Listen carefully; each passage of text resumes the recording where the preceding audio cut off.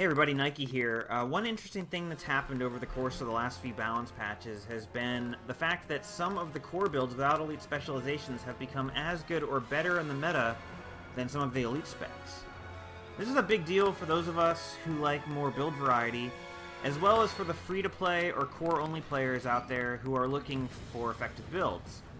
Not every class has a meta or near-meta core-only build, but a few do. I'm going to go over a few of the good ones, and hopefully this helps you guys out.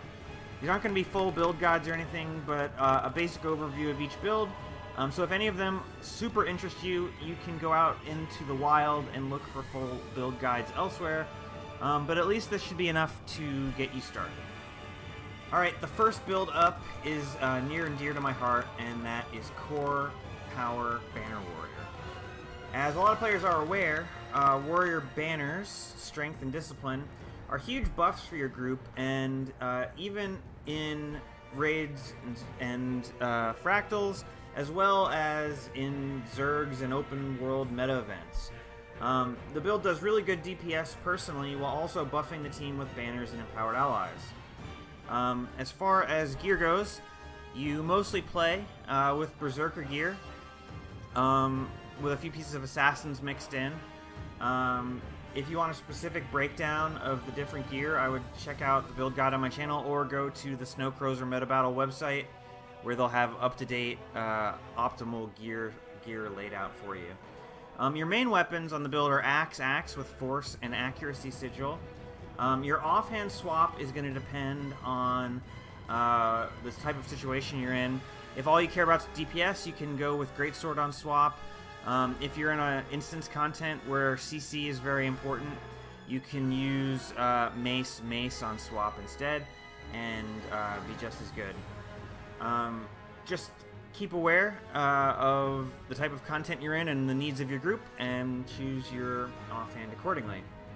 As far as traits go, you're going to use Strength, Tactics, and Discipline. In Strength, you're going to take Peak Performance, Forceful Greatsword if using the Greatsword on swap, Body Blow if you are using Mace on swap, and then Berserker's Power at Grandmaster. In Tactics, you're going to want Empowered Allies, and Powerful Synergy. And in Discipline, you want Warrior Sprint, Inspiring Battle Standard, and Axe Mastery. That's really it for Core Warrior. Like I said, you can check out other websites like Snowcrows or my build guide video on my channel for more in-depth breakdown of that. But that should be enough to get you guys started, and we'll move on to the next build.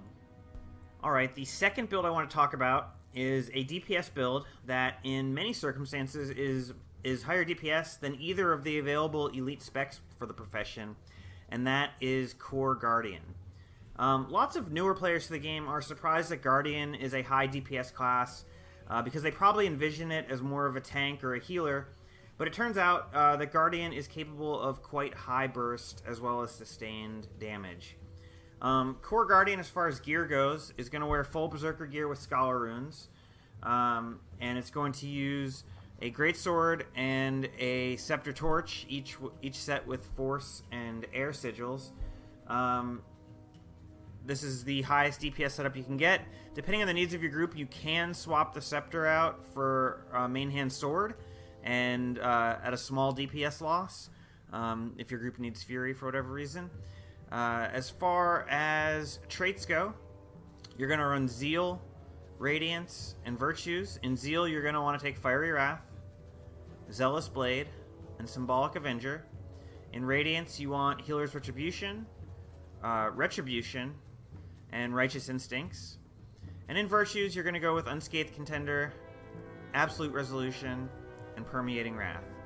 As far as utility skills are going to go, Litany of Wrath and Feel My Wrath are two ones that are pretty much locked in stone.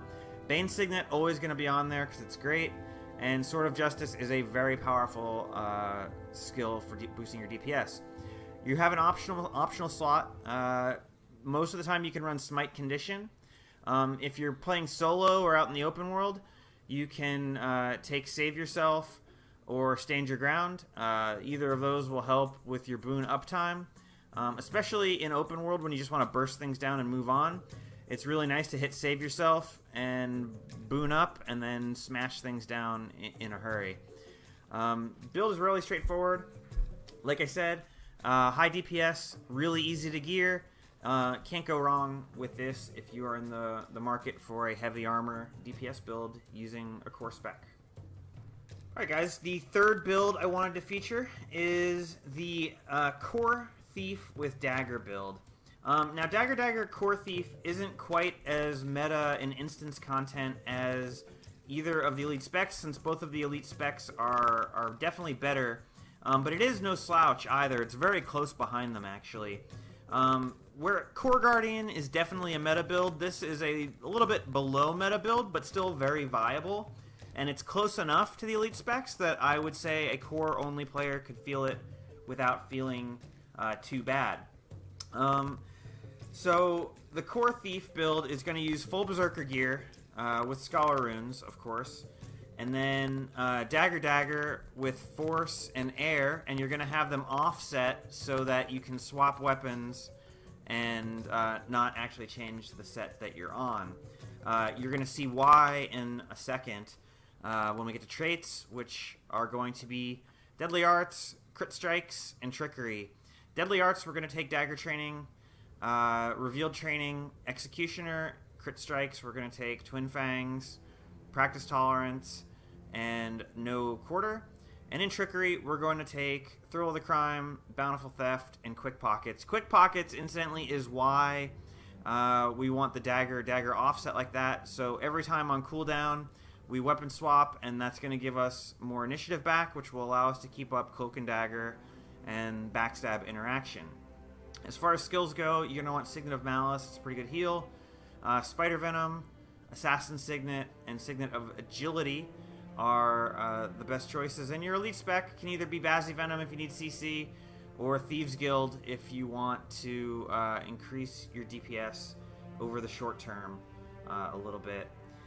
In my personal opinion, the Cloak and Dagger Backstab interaction is one of the more fun to play damage mechanics in the game, and so I really think this build is, in fact, quite a good build to play and pretty fun. If you have access to one of the elite specs and you're going to do instance content like raids or fractals, I would probably go with one of the elite specs over this if I had the option. However, if you don't have the option, if you're core only, you can run this build and it should be quite fine, and it should work out great for you. The damage should be fine, and you should be able to do all the things that your group expects you to do. So that is it for the Core Thief. Alright guys, the final build I want to talk about today is the Heal Ellie. A lot of people suggest that Healing Tempest is better, and it is better, but a core Heal Ellie is no slouch either in the healing department. So far I've mentioned a support build and 2 DPS builds, so a healing build will fill the void for the players who prefer that. I should add that base DPS Ellie is also a really good build, and could easily be run if you don't have access to Path of Fire and the Weaver Elite spec. That's it for core players. Heal Ellie is probably your only way to run an effective healer, so I thought I would talk about that rather than DPS base Ellie. The build is going to use full Magi stats with Rune of Water on it, and it's going to have a staff with Sigil of Water and Sigil of Transference. The traits that are going to be run are Arcane Magic, Water Magic, and Earth Magic. Earth is a bit of a throwaway. There's really no good third trait line. I wasn't really happy with any of the choices. You could make an argument for fire or air here, but my advice is to run Earth, because it does have a few things on demand that can be helpful to a good player. In Earth, you can take Elemental Shielding, Geomancer's Training, and Written in Stone. And there's a couple synergies here. Elemental Shielding, you don't really have a way without Tempest to grant a lot of auras. However, you have a couple blast finishers on your skills, and you have a chill field. So if you can blast your chill field, you will grant Frost Aura to your team. So Frost Aura is going to reduce incoming damage, and Protection will reduce incoming damage. So that is a good way, if you know a lot of damage is incoming, to burst reduce it. Granted, this isn't an interaction that's going to come up a lot, or that I even think is very good, but just remember, it does exist.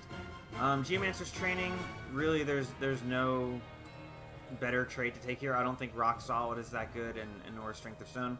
I could see an argument for Rock Solid, just because if you know for a fact you need to give your team stability, you can attune to Earth at a for a big knockdown attack and pretty much stop it. And then Written in Stone is good, because we actually do have 2 signets on our bar, and I will explain what those do when we get to the skills. But Earth, like I said, is a throwaway. What's more important is Arcane and Water. In Arcane, we're going to take Arcane Precision. Your critical strikes have a chance to inflict condition, and we will be camping Water for the most part, and we will have a pretty high crit chance with full Magi's gear and Signet of Fire, so we will be inflicting a pretty decent amount of vuln with this build. Arcane Resurrection makes your Geyser really, really, really good. It will, not only is Geyser a really big heal, but it's going to give a really huge resurrection boost to downed players. So if crap hits the fan, you can res people up really quick, and give them a Frost Aura to boot on top of it. And then at Grandmaster trait, we're going to take Evasive Arcana. What this means is that when you're attuned to Water, you have a Cleansing Wave on dodge, which is going to be a burst heal. So if you really do need to burst heal somebody, you can drop a big water field like Healing Rain or Geyser, and you can blast it, and then you can do a dodge roll, and that will be a pretty big burst heal on top of the passive heals, the regeneration that you're going to be giving out, as well as what we're all here for, and that is Soothing Mist. So Water Magic. Piercing Shards is what you want to go with. It will increase your damage a little bit. It increases the vuln duration that you inflict a little bit. Not really that great. Some people might suggest that you should take Soothing Ice, except for the fact that you don't really get critical hit in PvE that much. And Stop, Drop, and Roll is just not really useful in PvE as well. Additionally, Aquamancer Training is really good. It's a tiny DPS boost. Nothing that we really care about necessarily, since this is not a damage build. However, reducing the cooldowns of your water skills by 20% is no joke. So that's where we're going to go with. Aquatic Benevolence is a minor trait that helps a lot. And then Grandmaster, the most important thing is Soothing Mist. Soothing Mist is more effective. What this is going to do, it's going to make your Soothing Mist heal your group for around 600 or 700 per tick. Combined with regen of around 400 or 500, you're just going to be putting out a huge amount of passive heals for your group. So that's how the build works. As far as utility skills, we're going to go with 2 blast finishers because these interact well with the water and frost fields that we're putting out to give us more burst heals on demand. We go with Signet of Water for even more rezzing if people are downed. Especially if you combine Geyser with Signet of Water, you can res people up pretty much instantaneously. Signet of Fire you take for the extra precision so that we crit a lot. And additionally, since we have the trait Written in Stone, we can activate it for a little bit of damage every time we want to do so, and that will help out where we can. And then your elite is going to be Glyph of Elementals, because the elemental also, the water elemental, does have a passive heal on him, so he will also help heal your team a little bit. Whew. So I spent a lot of time focusing on this build because it's probably the one that people are going to be least familiar seeing, and I thought it would be helpful.